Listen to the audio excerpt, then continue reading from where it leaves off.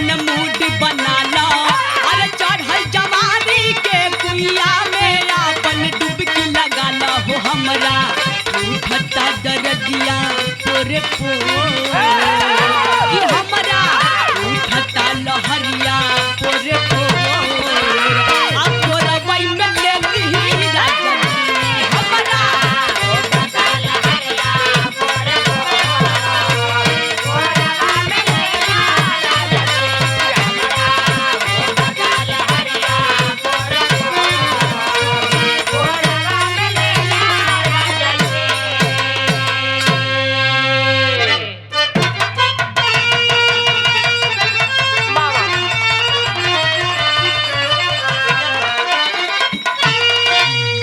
कि अरे सवरिया रे राम रे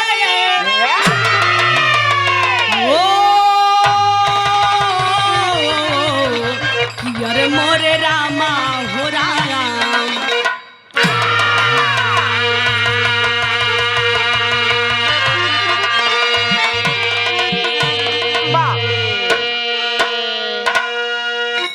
अच्छा बाबूजी हम बिरहा गायिका पूजा निगम मऊ से वाह आप लोगन के बीच एगो बिरहा भेजतानी जौना के सुन के आप लोगन के आंख में आंसू आ जाई यह कैसेट विशाल म्यूजिक की ओर से भेज रही हूँ। हमें आशा नहीं पूरा विश्वास है कि आप लोग इसे बेहद पसंद करेंगे अरे वाह और आशीर्वाद देंगे। वाह हमरा बिरहा के शीर्षक बा हवस की आग में जला संस्कार उर्फ बलात्कारी जेपी शुक्ला। बिरहा के अंदर 4 लाइन के भूमिका लगल।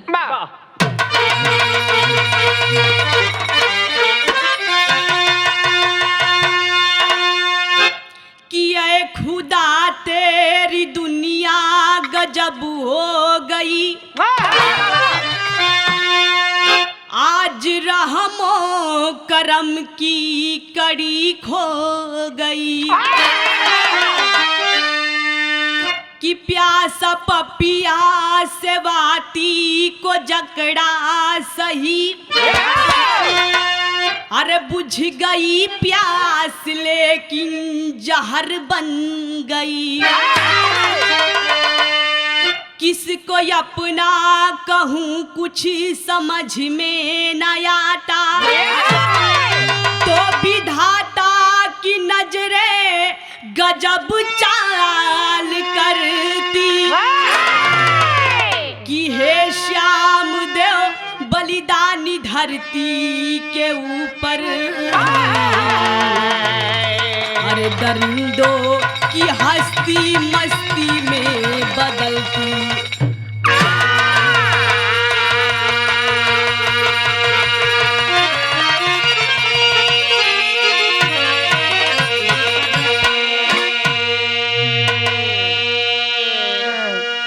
देखे बाबूजी कहा गया कि ऐ खुदा तेरी दुनिया गजब हो गई आज रहमो करम की कड़ी खो गई। देखा हो बाबूजी इस नारी को लोग दुर्गा कहते हैं काली कहते हैं चंडी कहते हैं लेकिन जब यही नारी का रूप बदल जाला तो लोग कोठा पर का बेश्या कहेला।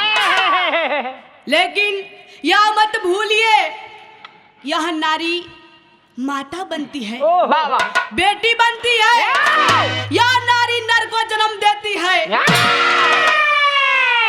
और वही नर जो कोठा बनाता है वही कोठा जो नारी जिस पर की बेश्या बनती है। लेकिन क्या करें यह जमाना हवस की आग में जल रहा है प्रतिशोध की आग में जल रहा है कि कैसे न कैसे इस जमाना को मिटाया जाए। दुनिया वाले नहीं सोचते हैं कि इस दुनिया को मिटाने के लिए इस दुनिया का मालिक ऊपर बैठा है इस दुनिया का हकदार ऊपर बैठा है जो इस दुनिया को देख रहा है। इसलिए उस मालिक से हम फरियाद करेंगे। कव्वाली के नमूना बा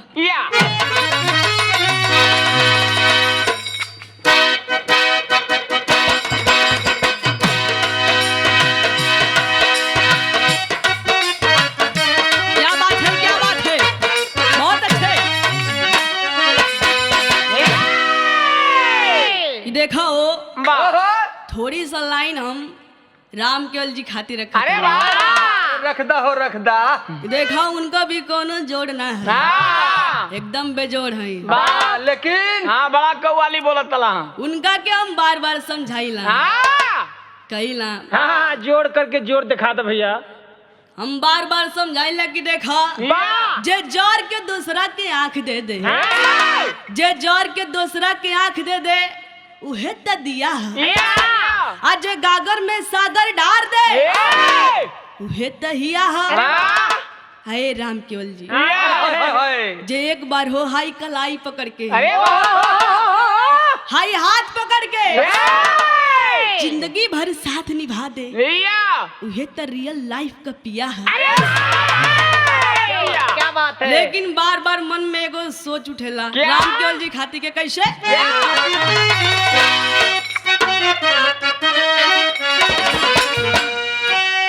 कि अरे मेरे कत्ल से पहले मेरे कत्ल से पहले तुझको सोचना होगा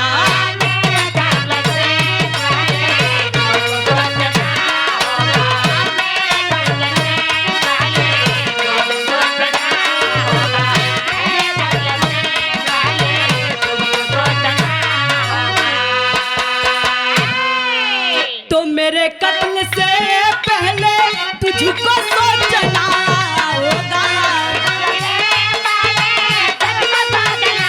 अरे जियो मालिक जियो वो तुझको सोचना होगा तुझको सोचना होगा वो मैं तो चली जाऊंगी मैं तो चली जाऊंगी मेरे बाद क्या होगा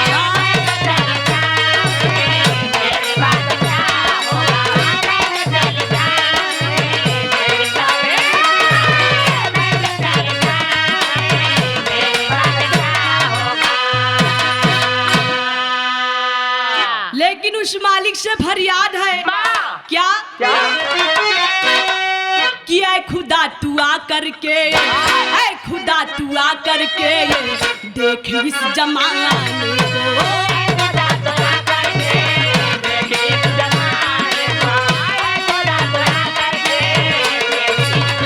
रे जियो शेर जियो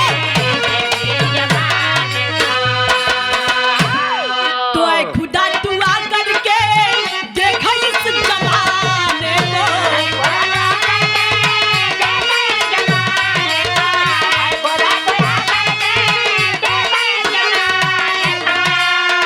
वो देख इस जमाने को देख इस जमाने को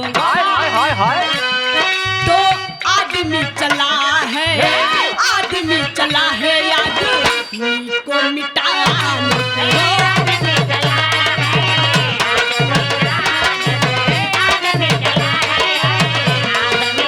वाह, क्या बात है क्या बात है तो ऐ खुदा तू आ करके देख इस जमाने को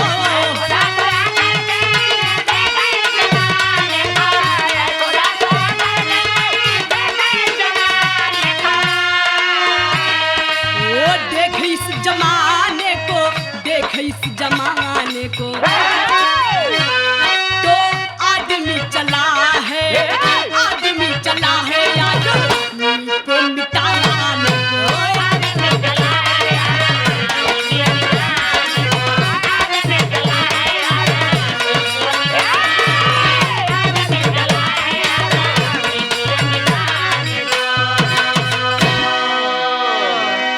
मास्टर नज्म के लाइन लागल कहानी के प्रतीक का बा आवा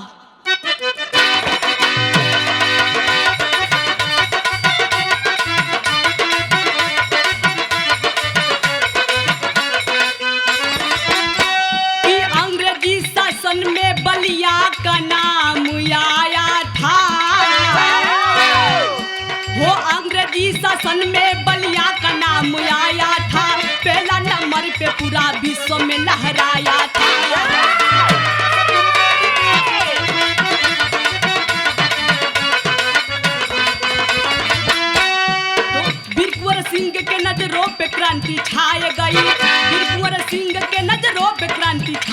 गई, मंगल पांडे के सीने में जाए समाई गई। क्या बात है।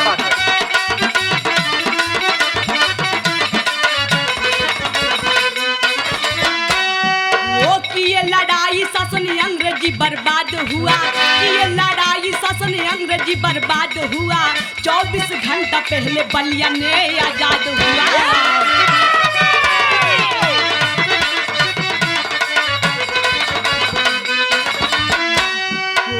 हम करते हैं उन वीरों की कुर्बानी को, नमन हम करते हैं उन वीरों की कुर्बानी को, आन पे जान दे के राख लिए पानी को।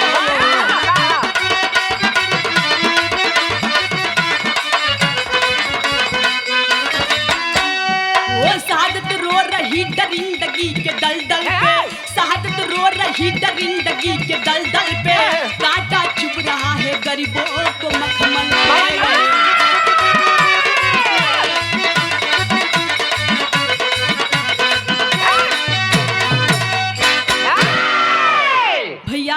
हमें से कहानी के शुरुआत भई दोहा के लाइन बाबा। गाजीपुर के राघव यादव जिनकी पत्नी आशा रोगग्रस्त अपने जीवन में होने लगी निराशा।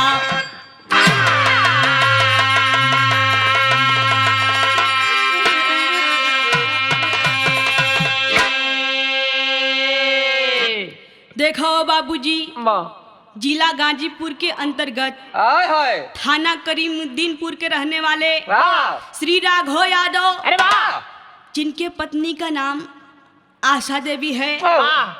राघव यादव आशा देवी के बीच बस एक ही बेटी है, जिसका नाम मंजू पड़ा।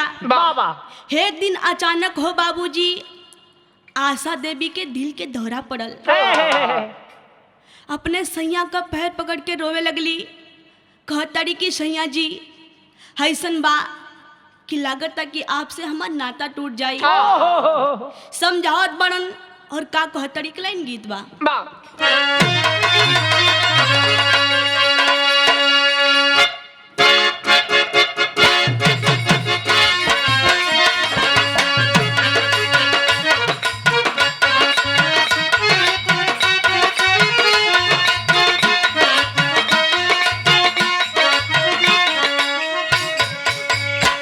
देखा मास्टरी कोनो फौजी जवान का दुल्हन, वो फौजी जवान के याद में कहत बा। गाँव ने कठू मिला नहीं, भैली चुनारिया हो से जरिया बैरी, सैया कर सीमा पर नौकरिया हो से जरिया बैरी।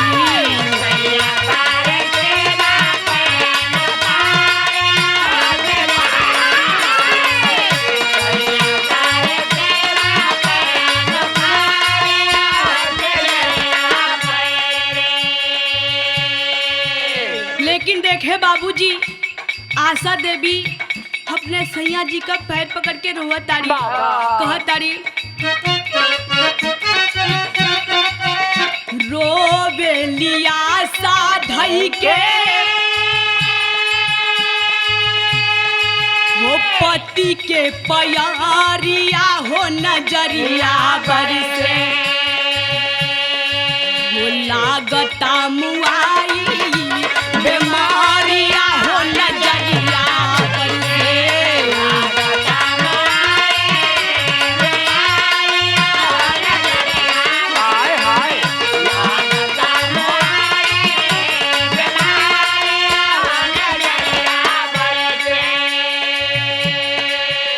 आशा रोत बड़ी हो बाबूजी, कहत बड़ी कि सैया जी हे आशा का आसरा छोड़ दी, लागत बा कि हम जिंदगी ना जी पाई। सैया जी आप परेशान मत होखी, लेकिन राघव समझावत बड़न कि नाये पगली ऐसे काहे कहत तारू, हमनी के एगो बेटी बा, बिटिया का हमने एक न सहारा बानी जा। ओहो ऐसे मत कहा, समझावत बनन आशा के, और आशा का उपचार करावे कहाँ लेके जात बनन? कहाँ? आशा के लेके राघव बलिया में आईले।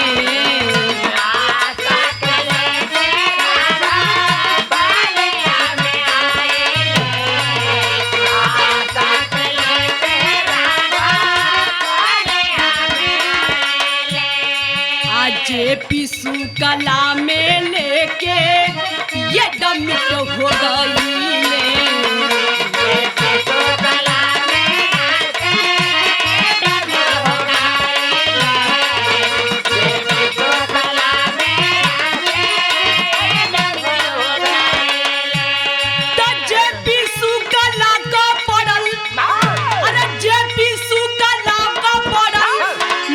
पर नजरिया हो नजरिया बरसे लागता मुआई बीमारिया हो नजरिया बरसे।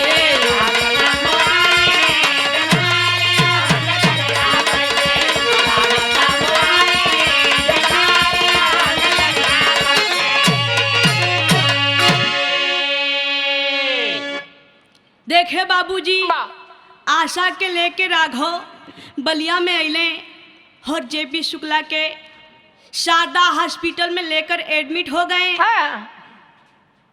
डॉक्टर जेपी शुक्ला देख रहा है आशा की हालत को, कहता है कि राघव ऐसन बा कि तोरे पत्नी का इलाज कम रुपया में ना होई, कम से कम 2 लाख तो लगबे करी। ऐसन बा कि तू पैसा का इंतजाम करा और हम तोरे पत्नी का देखभाल करत हई। राघव कहलन ठीक है डॉक्टर साहब, जैसे भी करके आप हमरे पत्नी के बचा ली। राघव पैसा के इंतजाम करे खातिर घरे आ गेलन हो बाबूजी, लेकिन इधर देखा मंजू बिटिया के हवाले आशा देवी के कह के अइलन। इधर राघव पैसा के इंतजाम में घरे आइल बानन, उधर जेपी शुक्ला उस आशा के पास था और देखा उसके पास कि उसके पास एक बहुत सुंदर लड़की बैठी है। सोच रहा है कि बाप रे बाप, हमरे हॉस्पिटल में एक से एक लड़की एली सर, एक से एक मेहरारू एली सर, लेकिन ये गजबे सुंदर बा। इतना सुंदर बा कि एकर आँख होठ नाक गाल गजबे बा। वो सोच रहा है उसकी निगाहें गंदी हो गई।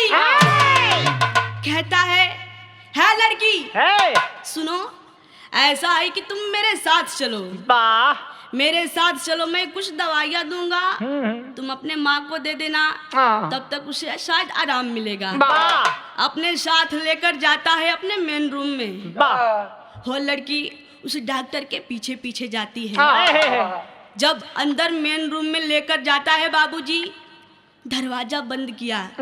जब दरवाजा धीरे धीरे बंद कर रहा है, वो लड़की कहने लगी कि डॉक्टर साहब आप जल्दी दवा दीजिए, मुझे माँ के पास जाना है। और डॉक्टर कहता है चुप रहो, चुप रहो, मैं अभी दवा दे रहा हूँ। लेकिन वो पापी करता है क्या? एक लाइन गीत बा।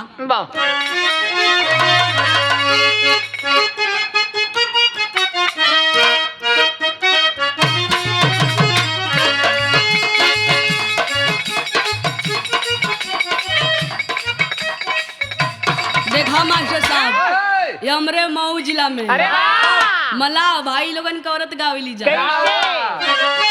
कि ए हपार मुक्ति धामा, ओ हपार मुक्ति पाठा।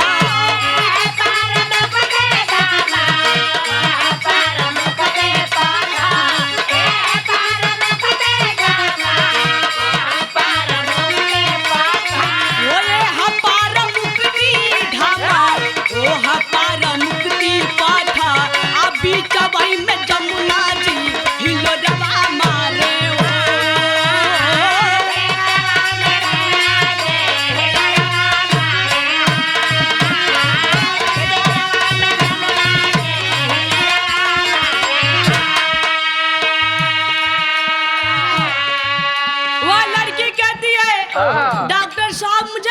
दीजिए, मुझे माँ के पास जाना है। लेकिन वह पापी नहीं सुनता है, क्योंकि उसकी निगाहें गंदी ठीक करता है क्या?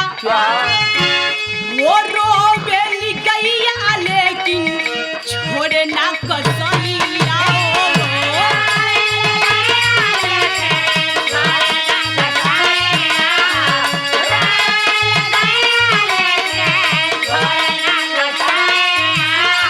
वो रोबेली गैया लेकिन छोड़े ना कसैया हो, कैले मुँह काला डकटरिया बिचवा हो।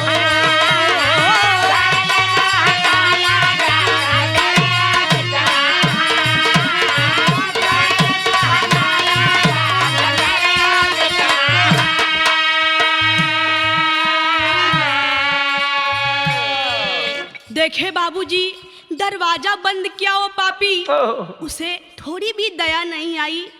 मंजू के ऊपर टूट कर वह उसकी आबरू को लूट लिया।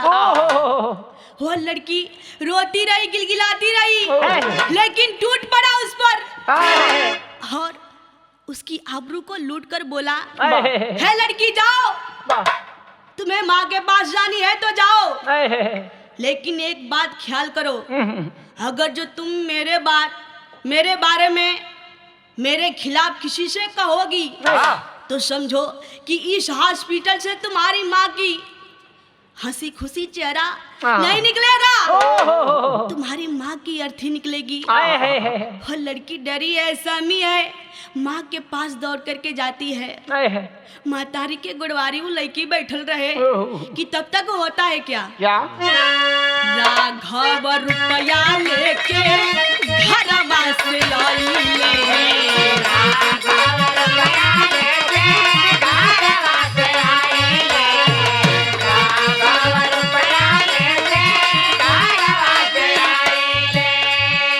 मंजू का हालत देखी पस्त होई गई।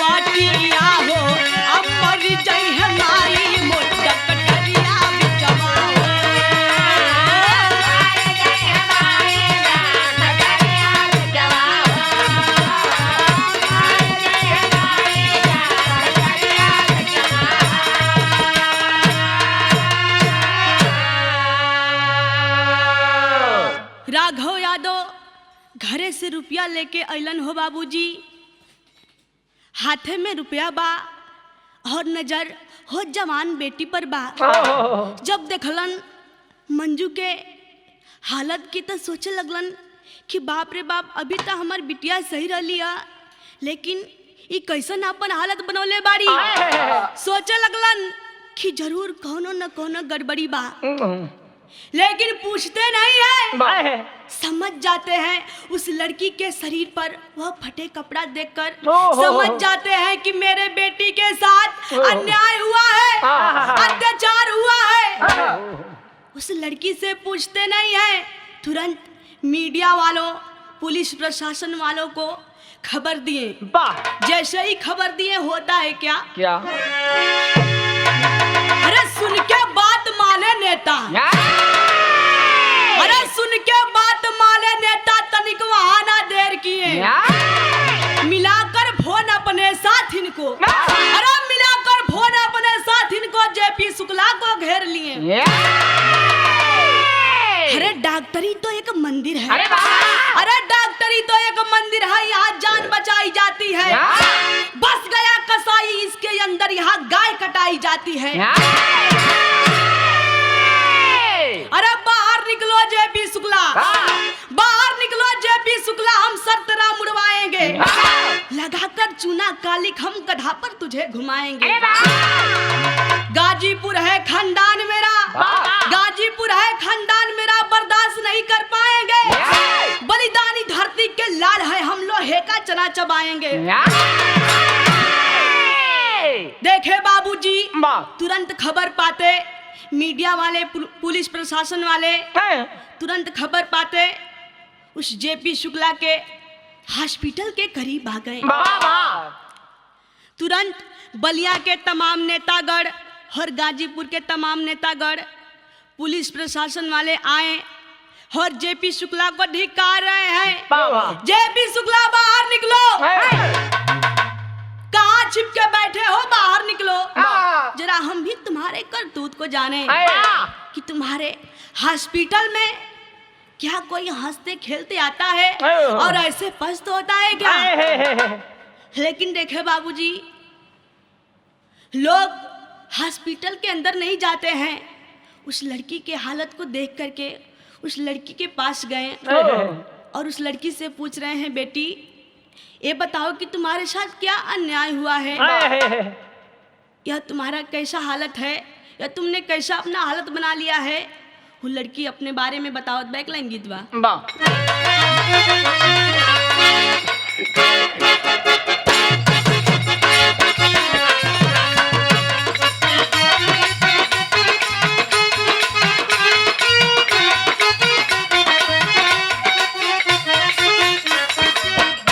देखा है गीत के माता बहन लोग गावेली। अरे वाह, अरे निमिया के डरिया हो मैया,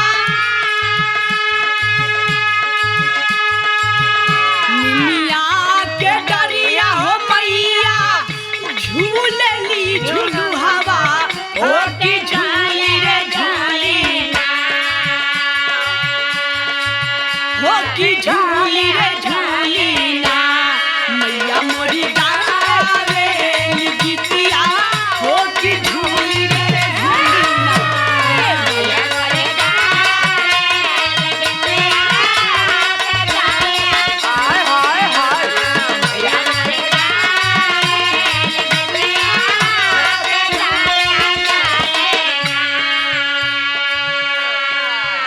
हूँ मंजू, हूँ लड़की अपने बारे में बतावत बा।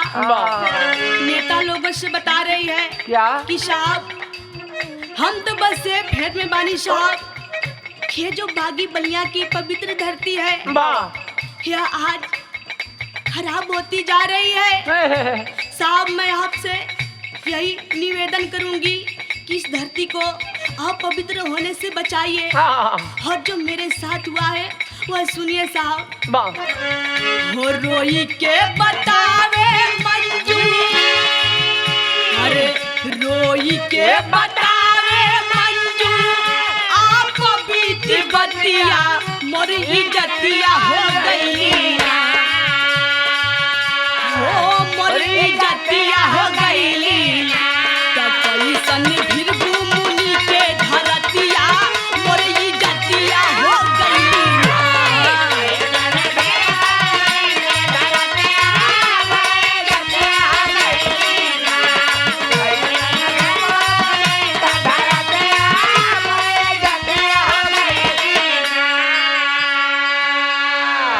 लड़की रो रही है। साहब मुझे तो पता था कि बागी बलिया की धरती पर वीर जन्म लेते हैं, अरे वाह। लेकिन नहीं साहब नहीं, आजकल तो दरिंदा भी जन्म लेने लग रहे हैं साहब। वो लड़की कह रही है क्या कि बाटे कुकर्मी डॉक्टर, डॉक्टर की जमतिया मोर इज्जतिया हो गई, वो मोर इज्जतिया हो गई ना, तले जीवाना के खतिया मोर इज्जतिया हो गई ना।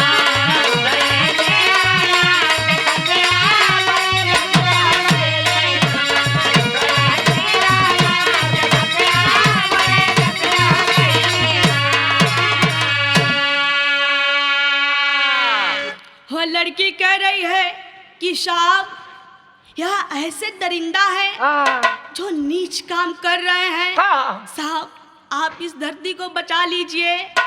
सारी बयान सुन करके पुलिस वाले प्रशासन वाले हॉस्पिटल के अंदर जाते हैं। अरे वाह, चप्पा चप्पा छानते हैं क्या कहते हैं टेरी के लाइन बा। बा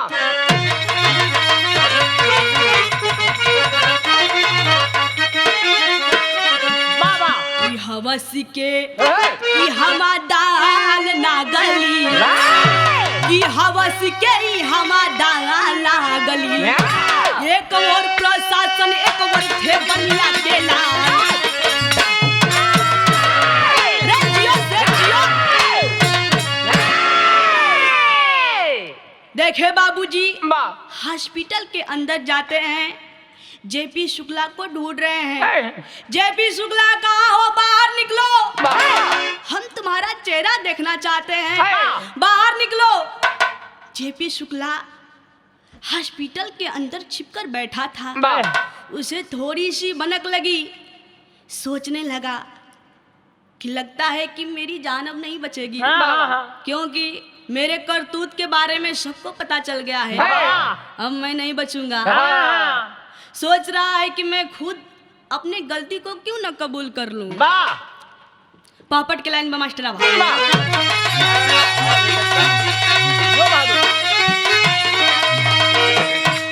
कि सोचे जेपी शुक्ला अरे मनवा मारी चिंता भारी बा। कि सोचे जेपी शुक्ला अरे मनवा मारी चिंता भारी बा।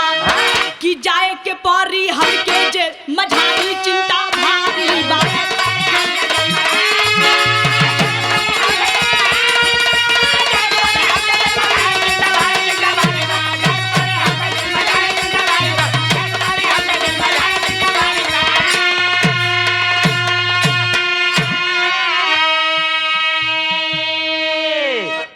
जेपी शुक्ला उसी अपने मेन रूम में छिपकर कोने बैठा था।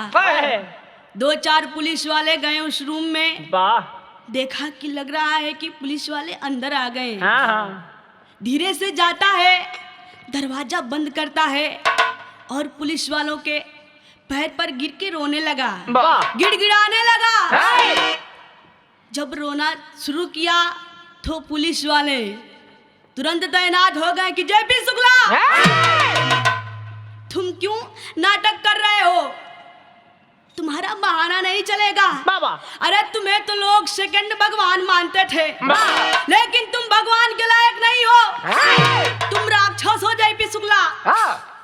और जेपी शुक्ला कह रहा है कि नहीं साहब मुझे माफ कर दीजिए, मुझसे गलती हो गया, लेकिन जो मेरी जिंदगी भर की कमाई है वो कमाई सब साहब हम दे दे, और अपने गलती के भी हम कबूल करता नहीं।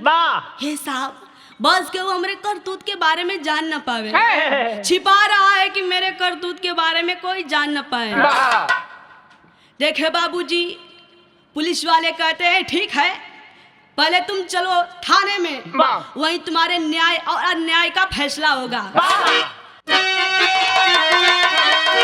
कि चोरी से पुलिस के रुपया धरैले हो, अरे अपने आप ही कोर्ट में जाके हाजिर हो गईले हो। अरे सब बयान सुनावे हो के लाचारी चिंता भारी बा। अरे जाए के परी हम मझारी चिंता भारी बा।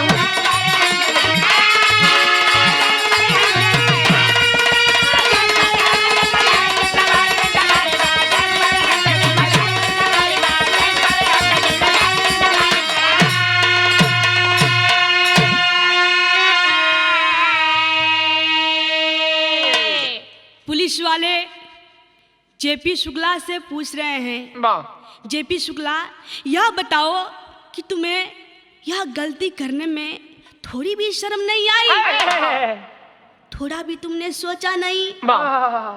लेकिन कह रहा है कि साहब हमसे गलती हो गई बा, हम गलती के स्वीकार करता नहीं, बस साहब के वो जान न पाए हमरे बारे में कि हम कितना बड़ दरिंदा है। कोर्ट में गया है, वहाँ तमाम नेतागण तमाम लोग वहाँ पे जुटे हैं, मीडिया वाले हैं, और कोर्ट में जाकर के हाजिर हो गया। जब कोर्ट में हाजिर हुआ बाबूजी तो लोग जेपी शुक्ला के चेहरे पर ताक रहे हैं कि बाहर जेपी शुक्ला हे तूने क्या कर दिया। सब लोग सोचत बनन मन में अफसोस बा, का? दिल में अफसोस बा का बा। आल्हा के लाइन बा। अरे वाह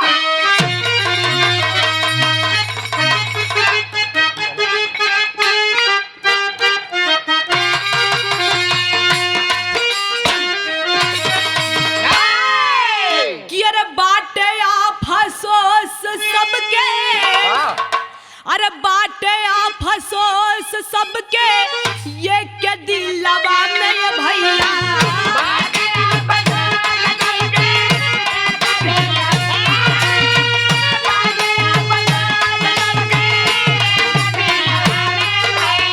वो कैसन नजरिया घुमावने करता,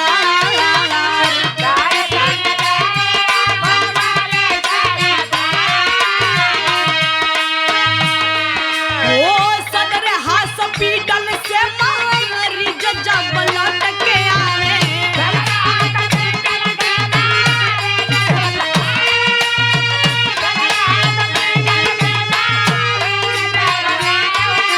वो ठीक करत रहले शुक्ला कई के उपाचार।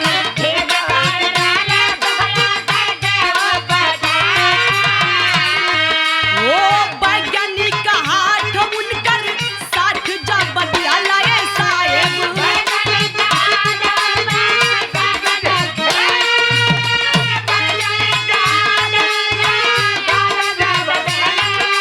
वो कईने सम्मानित उनके भारत सरकार।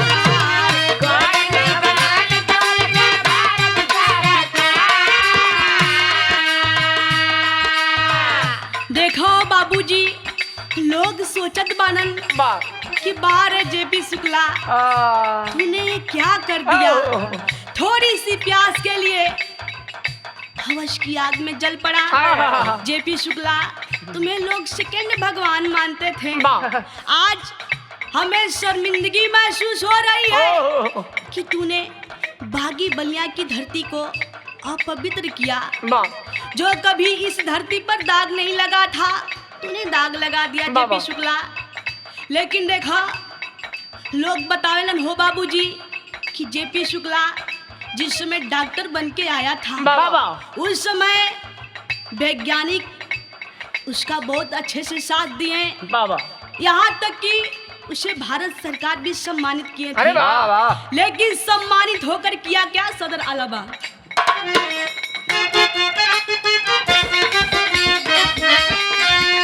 कि होके सम्मानित अपमानित काम कइले,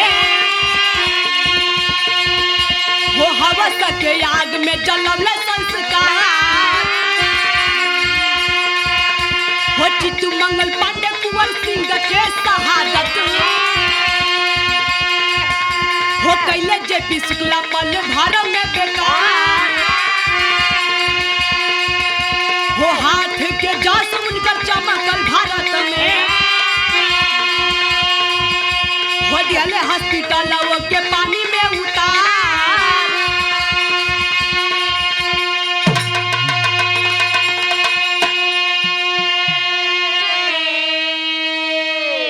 कहत बारन जेपी शुक्ला, तुमने सम्मानित हो करके अपमानित काम कर दिया। अरे वाह अपने संस्कार को हवस की आग में जला दिया। जेपी शुक्ला, जब तुम बलिया में डॉक्टर बन के आए थे, तुम्हारी डॉक्टरी खुली तो लोग उस डॉक्टरी को डॉक्टरी नहीं समझते थे, लोग समझते थे कि मंदिर खड़ा है।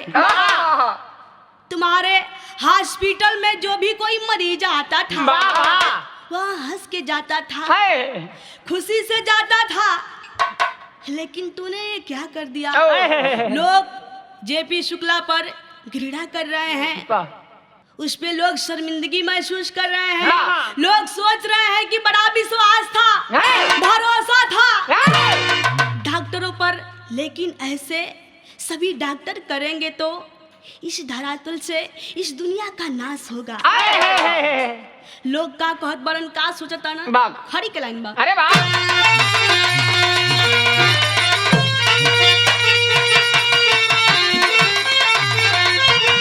तपा के राम के समाधि, अरे जब विनाश कर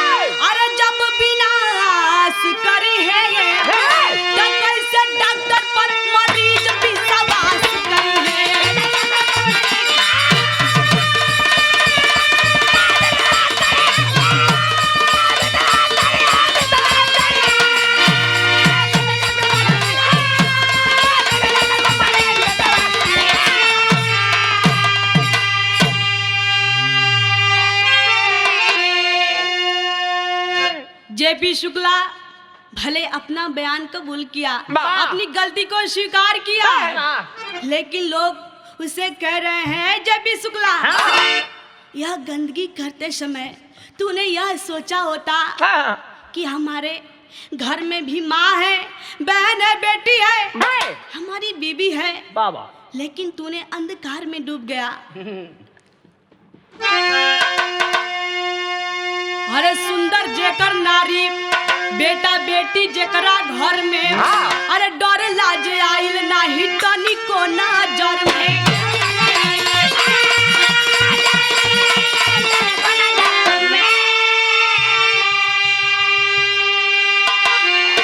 कि जब जब आई याद अरे वो हो ये हसास करी है, तो कैसे डॉक्टर पर मरीज विश्वास करी है।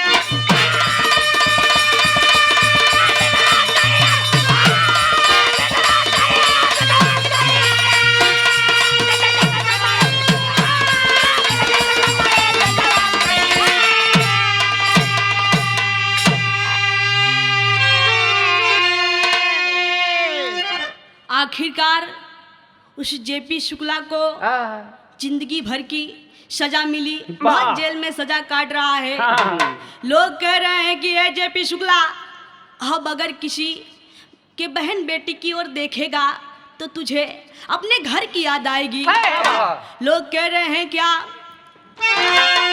कि जीवन की अमूल्य चीज अबला की है थाती, आप कौना नजर से देखी है उनके बेटा बेटी नाती।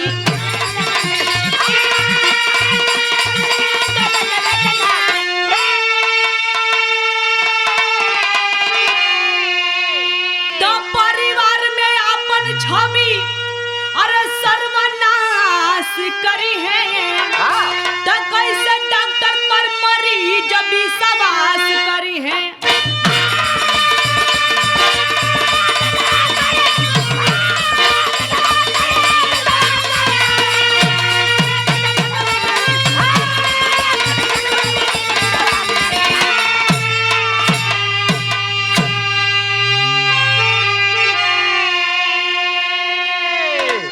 हो पापी ऐसा नीच काम किया कि उसको जीवन भर की सजा मिली, वो जेल में ही सड़ेगा। अरे वाह! और याद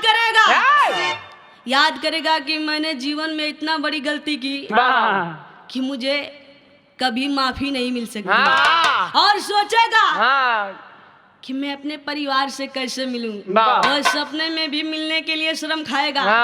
इसलिए कहा जाता है क्या, बुरा काम का बुरा नतीजा ना मानो तो कर देखो, और जिसने जिसने किया है यारो उसका उसका घर देखो। लास्ट लाइन में कैसे,